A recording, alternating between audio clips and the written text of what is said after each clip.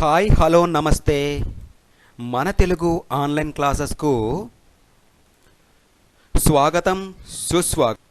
ఇప్పుడు మనం ఈ వీడియోలో నక్కబావ పిల్లి అనే ఒక తమాషా అయినటువంటి కథను చెప్తున్నాను.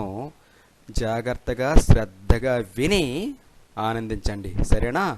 ఈ కథ వినడం వల్ల ఆనందమే కాదు, తమాషాయే కాదు, జ్ఞానం కూడా అభివృద్ధి చెందుతుంది, సరేనా?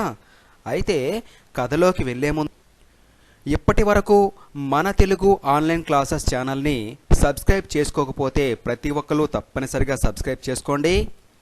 నేను పెట్టే ప్రతి వీడియోని చివరి వరకు చూడండి, లైక్ చేయండి, కామెంట్ చేయండి, తప్పకుండా కొద్ది మందికైనా సరే షేర్ చేసి నాకు సపోర్ట్ ఇవ్వండి, సరేనా? కథలోకి వెళ్దామా? అనగనగా ఒకరోజు ఒక కుందేలు నక్కబావ పెళ్ళికి బయలుదేరింది. అనగనగా ఒకరోజు ఒక కుందేలు నక్కబావ పెళ్ళికి బయలుదేరిందంట. ఎక్కడికి బయలుదేరింది? నక్కబావ పెళ్ళికి. ఎవరు బయలుదేరారు? ఒక కుందేలు. అర్థమైంది? అయితే దారిలో ఆ కుందేలుకి దాహం వేసింది.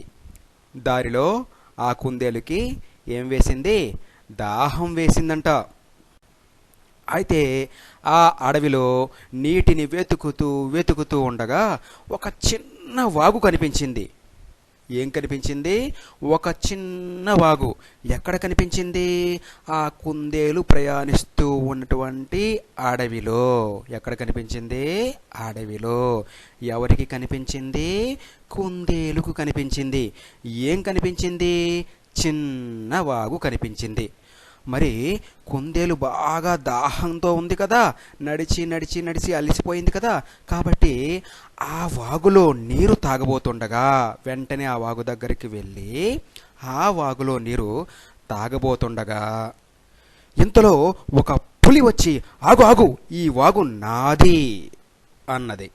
ఇంతలో ఒక పులి వచ్చి ఆగు ఆగు, ఈ వాగు నాదే అని అన్నది. అంతేకాకుండా దీనిలో నీళ్లు తాగాలంటే ముందు నేనడిగే ప్రశ్నలకు సమాధానం చెప్పాలని, నీవు నా ప్రశ్నలకు సమాధానం చెప్పలేకపోతే నీళ్లు తాగనివ్వకపోగా నిన్ను చంపి తినేస్తానందే. అయితే పులి ఏమందో తెలుసా కుందేలుతో?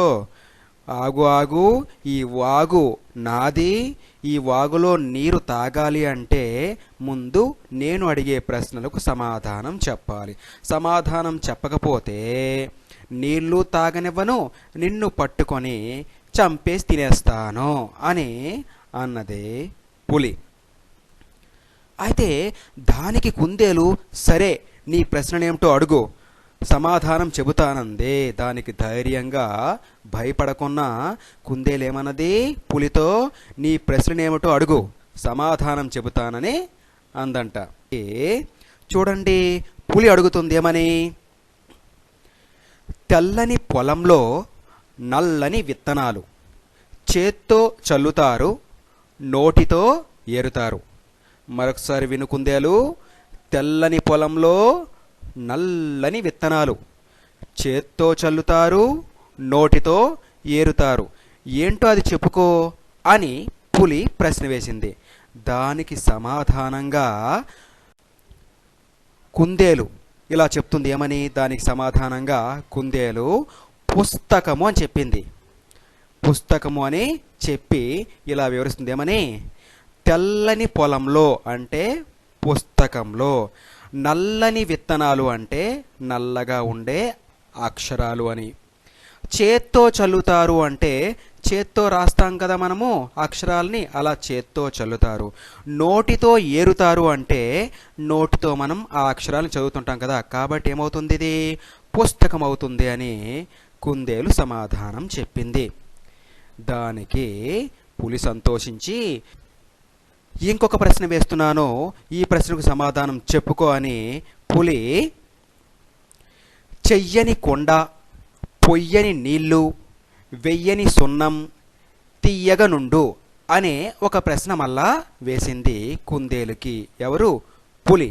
అయితే ఈ ప్రశ్నకు సమాధానం కుందేలు ఏమని చెప్పింది?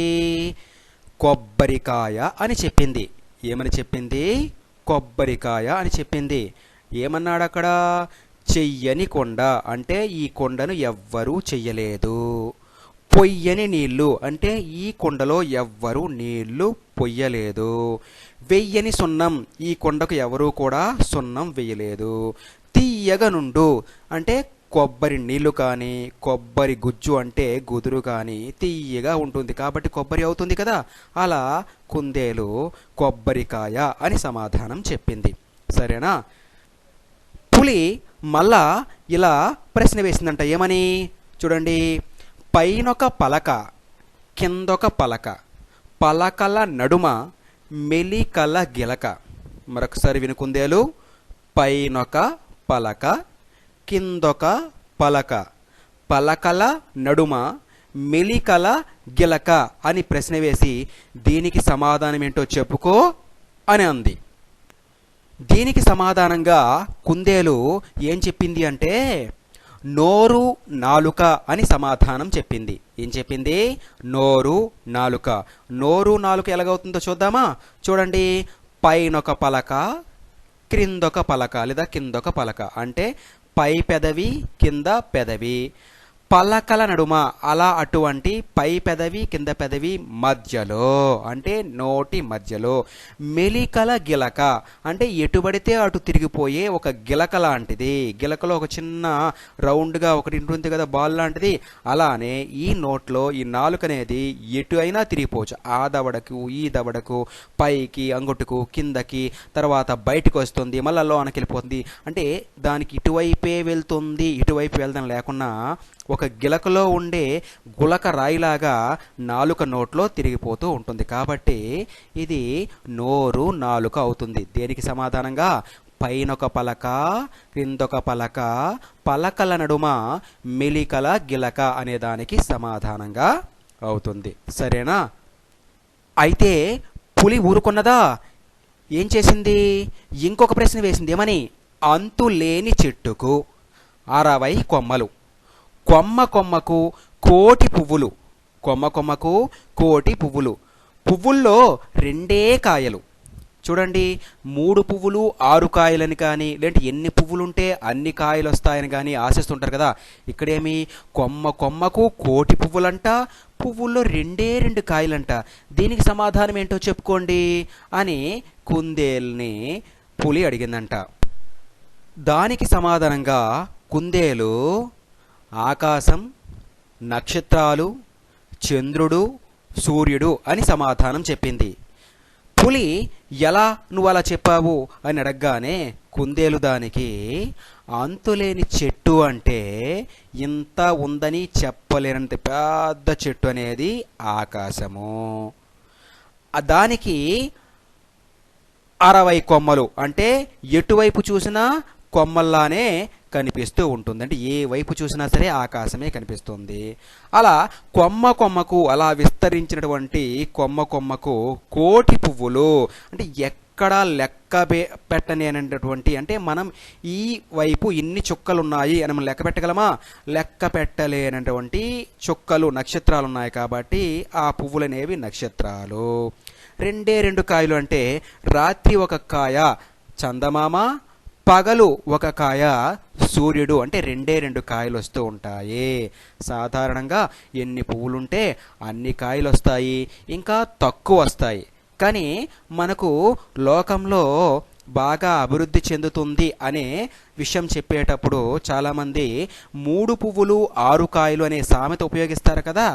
అలా ఇక్కడ మాత్రం అలా కాకుండా ఏం చేశారు? కుందేలు చక్కగా సమాధానం చెప్పిందంట. ఎప్పుడైతే కుందేలు సమాధానం చక్కగా చెప్పిందో ఆ వాగులో ఉన్నటువంటి నీళ్లుని కడుపు నిండా తాగి దాహం తీర్చు నక్కబావ పెళ్ళికి వెళ్ళి ఒక ఫ్లవర్ బొకే పూల గుచ్చాన్ని అందజేసి ఏం చేసింది? పెళ్లి రోజు శుభాకాంక్షలు అని చెప్పి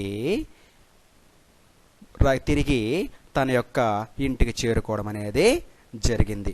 అర్థమైంది కదా పిల్లలు? తమాషాగా ఉంది కదా, చిన్న చిన్న పొడుపు కథలు ఉన్నాయి కదా, కథలాగే ఉంది కదా. మరి అందరికీ నచ్చిందా? నచ్చే ఉంటుంది. అందరికీ ధన్యవాదములు.